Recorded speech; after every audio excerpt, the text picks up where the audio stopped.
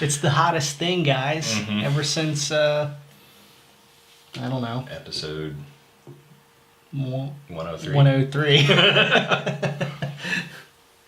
Yeah.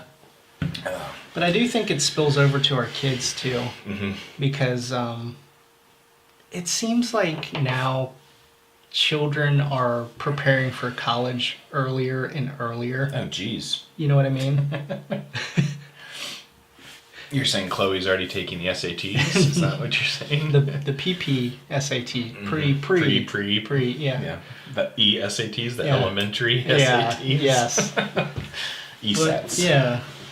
I feel like kids are getting stressed out because they're not getting the best grades, so they don't think they'll get into the best college to get the best job. I'm like, you're 9.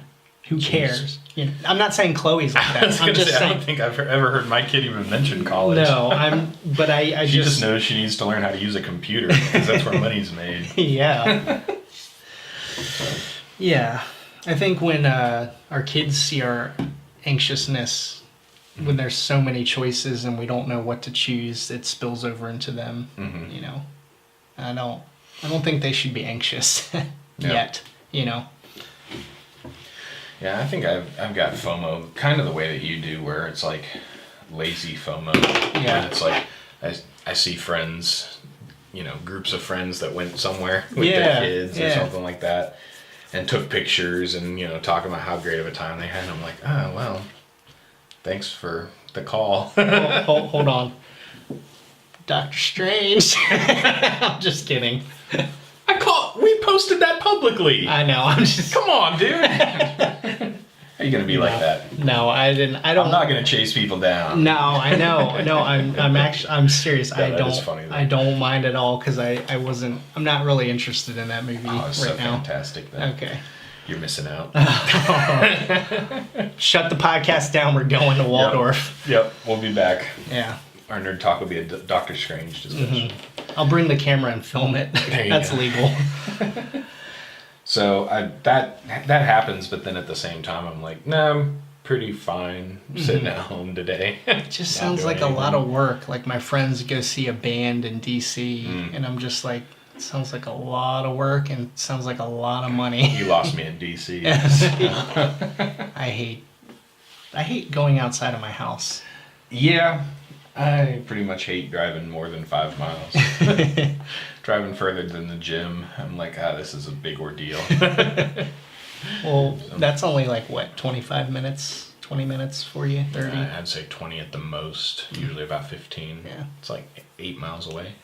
Straight up Rosewick. Yeah, because my gym is only 20 minutes from here, but it's not that bad because I'm not. It's one road away. It's one road away, and I listen to a podcast. Yep. I finished one episode, so. Yeah. But yeah, I do think FOMO has emerged more because of social media. And everybody sees everything, and I just. Yeah. Sometimes going back to the election thing, it's great that everybody. I think this was like the highest most that people have voted. No, hasn't. Oh, you already did the statistics. No, it's the like lowest. Not the lowest, but it's a low turnout. Okay. I mean, that's why Clinton lost, is because I think something like 4 million more Democrats stayed home this year than 2012. Wow. So. Okay, well that just destroys my argument. I was gonna say that FOMO's driving people to the elections. Well, the social media aspect is people want to post their picture with their sticker saying I voted.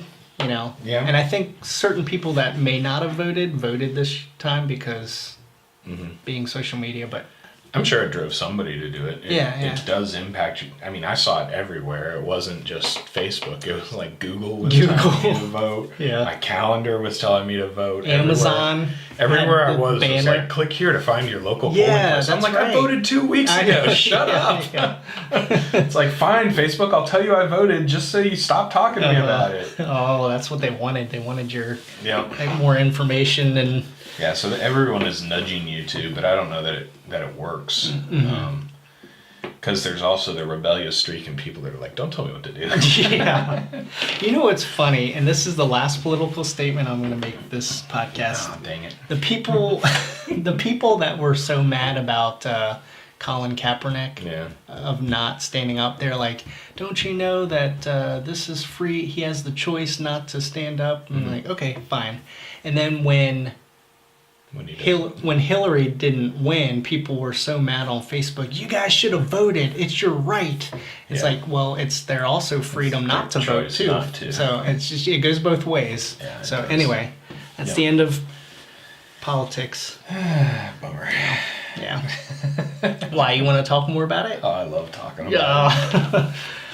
I know. You've unfriended me. I'm kidding. I didn't unfriend. No, actually, I kept you that I could see you. I've been trying to be calm and, like you, reserving my comments. Yeah. So, I mean, I was disappointed when I woke up Tuesday morning, so I went to bed disappointed. Well, I already knew Gary Johnson wasn't going to win. Exactly. I voted third party. I've been disappointed since the conventions.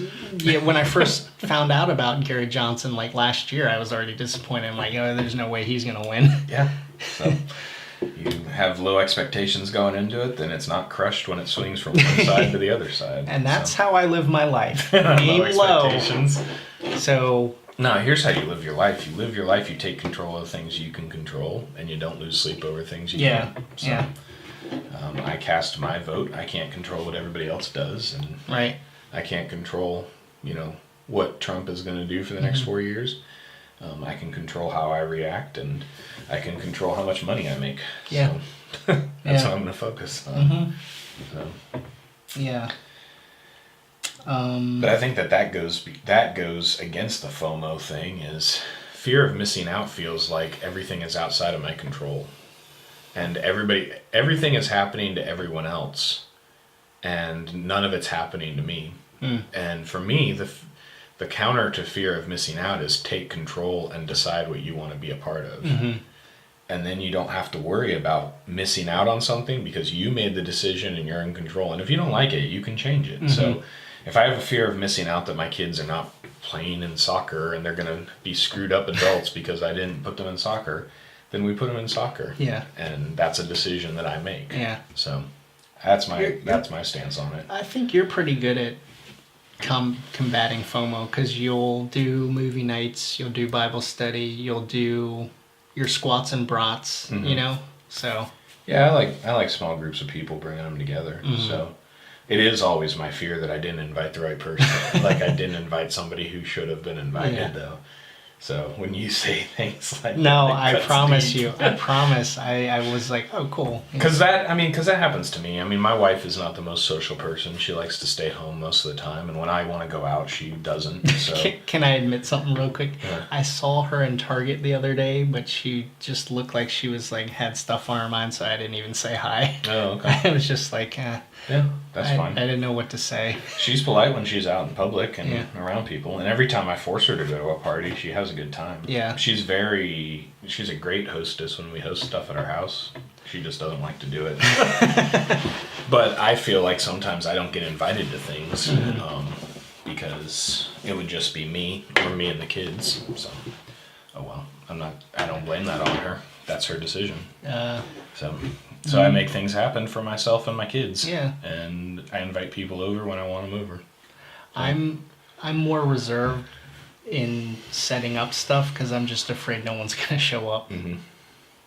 Yeah. So I'm like, Yeah, you got to get over that. I know. You got to be. I learned this when I was a kid. There was a birthday party that I threw, and my best friend didn't show up, and I spent the entire birthday. I don't know if he didn't show up or he came late. I spent the entire birthday party staring out the window, angry that my best friend wasn't there. Yeah. While all my other friends had fun at my party. Yeah. And my mom, I think at that moment, taught me that you have to have fun with the friends that show up. Yeah. And not worry about the ones that didn't. So I try to do that a lot in everything that I do now. Yeah. Is when things don't go the way that they were supposed to, be there 100% for the people who did show up. Because, they those kids, little did I know, sacrificed things that they would have rather been doing probably to come and celebrate my birthday. Was this when you were older? No, I was like 10 or 11. Yeah, I was 31. Oh, yeah? No, I'm just kidding. This was last year when I threw myself a surprise party. Yeah. And it was such a surprise, nobody showed up to it. I didn't realize the surprise was supposed to be on me, not them. Surprise! Yeah. Yeah.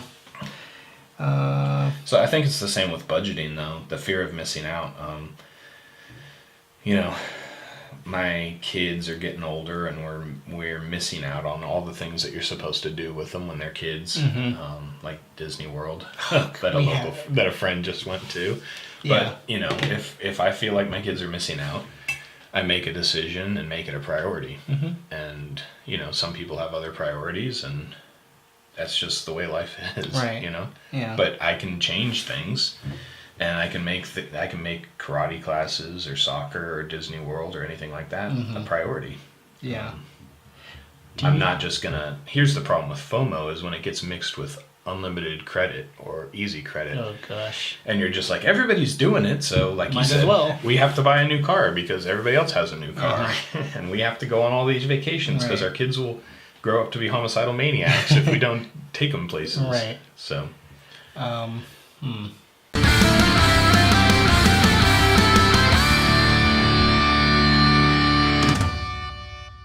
Hadoken!